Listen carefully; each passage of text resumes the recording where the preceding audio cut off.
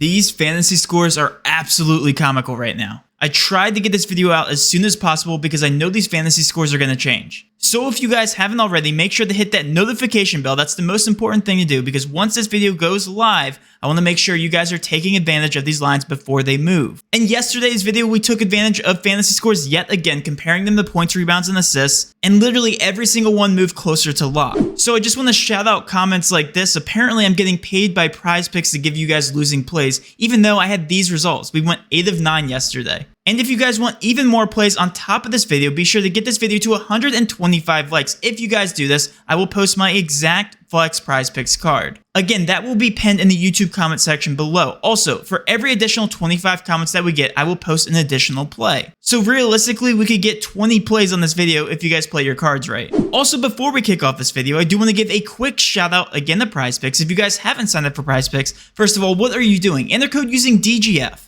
For 100% match up to $100, Prizepicks is a fantasy app where you simply hit the over or under of any certain fantasy projection or player prop. It really is that easy. Again, that is code DGF. You get $100 free just for watching this video. And one more thing before we start, I post all my premium picks to dgfantasy.com for only $5 a week or $10 a month, guys. It really is that cheap. And those are also my most confident plays. I post confidence ratings next to every single one so that you guys know which plays to prioritize. Alright guys, these are all going to be fantasy scores again because there is a huge discrepancy between points, rebounds, and assists and fantasy scores. I'm trying to get this out as quickly as possible. Coming in as my honorable mention for this Prizepicks board is going to be Al Horford over 28 fantasy score. This gets a confidence rating of a 6.5 out of 10. Horford has hit the over on this projection the past 2 out of 2 games he's played without Robert Williams. Al Horford also has higher minute upside whenever Williams doesn't play. He also averages 0.06 more fantasy points per minute whenever Robert Williams doesn't play. For a player expected to play around 31 minutes in a very competitive matchup, this fantasy score is just way too soft. Coming in at number 5 is going to be Darius Garland over 42 fantasy score. This fantasy score was just at 40, so it just goes to show you how bad these fantasy scores really are. This gets a confidence rating at 42 of a 6.5 out of 10. Garland's points, rebounds, and assists are set to 36.5, so the fantasy score projection just seems very soft. He also averages 0.09 more fantasy points per minute with all the current injuries off the court for the Cavs. He also receives a 4.2% usage rate bump. The Cavs players are expected to play higher than normal minutes given their playoff implications going forward. Garland has actually played 44 and 40 minutes over the past 2 games. This is more than enough time to cover that fantasy score projection of 42.